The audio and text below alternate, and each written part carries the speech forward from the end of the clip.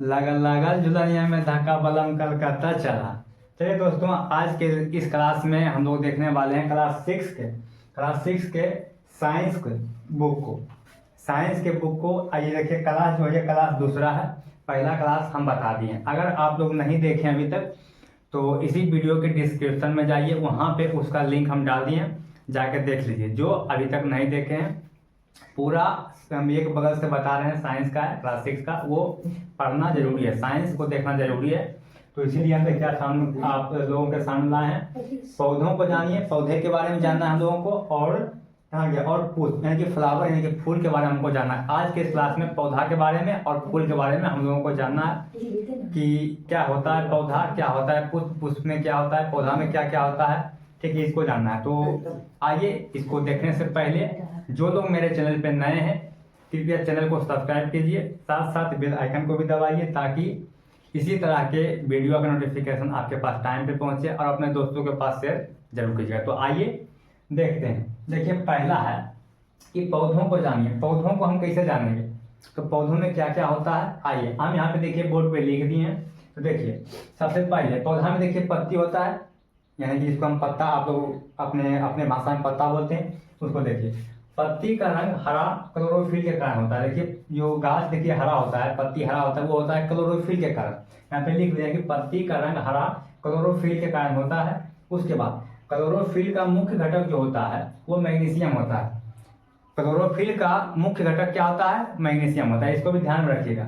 आगे देखिए, अब देखिए कि पत्ती में प्रकाश संश्लेषण की क्रिया होती है। पत्ती में प्रकाश संश्लेषण की क्रिया होती है। पत्ती में जो है प्रकाश संश्लेषण की जो क्रिया होती है वो पत्ती में होती है, इसमें पत्ती में, समझ गए।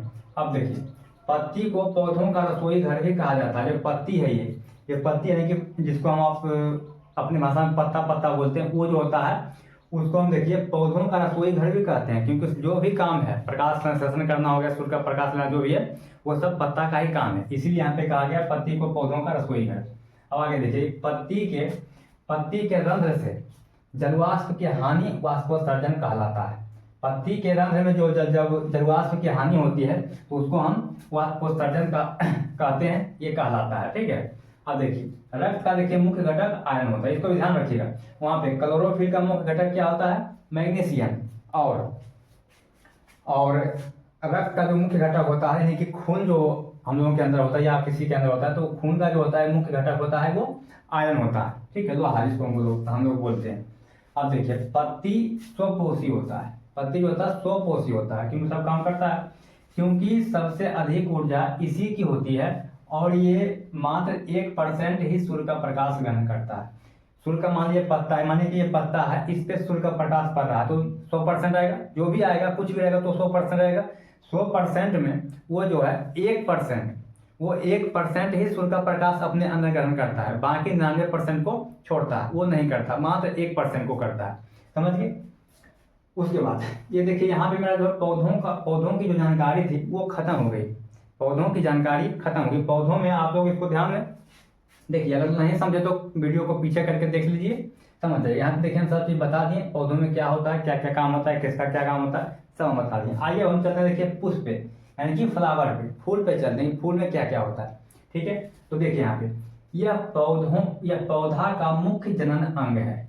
जो पुष्प है, फूल है, वो होता है पौधा का मुख्य जनन अंग। इसके सबसे नीचे बाह्यदल पुंज होता है, जिसमें क्लोरोफिल पाया जाता है। देखिए, ये माने कि फूल है, ये फूल जो है इसका के सबसे निचली भाग ये है, सबसे निचली भाग ये है उसका। देखिए, ये देखिए बाह्यदल हुआ, ये जो सबसे निचली भाग है, माने कि ऐसे देखिए, ऐसे करके फूल रहेगा, ऐसे करके पत्ता निकला हुआ था उसमें हरा जैसा, और उसमें ऐसे करके फूल बना हुआ रहता है, ऐसे करके आता है। यहाँ देखिए, ये ऐसे करके निकला हुआ है, ये फूल है, तो जो ऐसे करके निकला हुआ रहता है वो हरा जैसा, वो देखिए बाह्यदल होता है। यही कह रहा है यहाँ पर कि इसके सबसे नीचे जो होता है बाह्यदल पुंज होता है, जिसमें क्लोरोफिल पाया जाता है, इसी में क्लोरोफिल पाया जाता है, ठीक है, इसी में जो है वो क्लोरोफिल पाया जाता है। उसके बाद बाह्यदल पुंज के बाद जो होता है वो दल पुंज होता है। ये देखिए बाह्यदल हुआ, उसके बाद देखिए यहाँ पे जो फूल है वो दल पुंज है, ऊपरी भाग जो है वो दल पुंज है, बोला है, जो विभिन्न रंग का होता है। फूल देखिए बहुत रंग का होता है, सिर्फ फूल जो है लाल रंग का नहीं होता है, ठीक है, वो बहुत रंग का होता है, इसलिए बोला है कि जो विभिन्न रंग का होता है, जो दल पुंज होता है वो विभिन्न रंग का होता है, लेकिन बाह्यदल जो होता है वो सिर्फ हरा होता है, सिर्फ हरा होता है। उसके बाद देखिए, अब यहाँ पे देखिए इस बात को आपको ध्यान देना है, यहाँ पे ये इंपॉर्टेंट है, ठीक है। ये देखिए यहाँ पे इंपॉर्टेंट है, माता जनन भाग और नर जनन भाग। क्या क्या, दो बात ध्यान रखिएगा, अपने माइंड में सेट कीजिएगा, माता जनन भाग और नर जनन भाग। ये क्वेश्चन एग्जाम में बहुत बार पूछा हुआ है। तो यहाँ पे देखिए मादा जनन भाग क्या क्या है, अंडाशय, वर्तिका, वर्तिकाग्र, अंडाशय, वर्तिका, वर्तिकाग्र, ये जो है ये मादा जनन अंग है, भाग है। अब उसके देखिए नर जनन भाग, ये देखिए पुंकेसर और पुमंग, पुंकेसर और पुमंग, ये दोनों है नर जनन भाग है। दो चीज को आप लोग अपने माइंड में सेट कर लीजिए, अभी से हम बता रहे हैं, मादा जनन भाग और नर जनन भाग, ये दोनों इंपॉर्टेंट है। मादा जनन अंग में आता है अंडाशय, वर्तिका, वर्तिकाग्र, और नर जनन भाग में आता है पुंकेसर और पुमंग, ये दोनों को ध्यान रखिएगा। ये देखिए आज का ये मेरा दूसरा क्लास था और आज का क्लास यहीं पे खत्म भी होता है। इससे पहले जो था इसका हम इसी साइंस यानी कि विज्ञान का जो था किताब होता है छठा का, उसका हम पहला क्लास ले चुके हैं। अगर आप लोग, फिर से बोलते हैं, अगर आप लोग नहीं देखें तो इसी वीडियो के डिस्क्रिप्शन में जाइए, वहाँ पे उसका हम लिंक डाल दिए, जाके देख लीजिए, ठीक है। चलिए मिलते हैं अब नेक्स्ट क्लास में।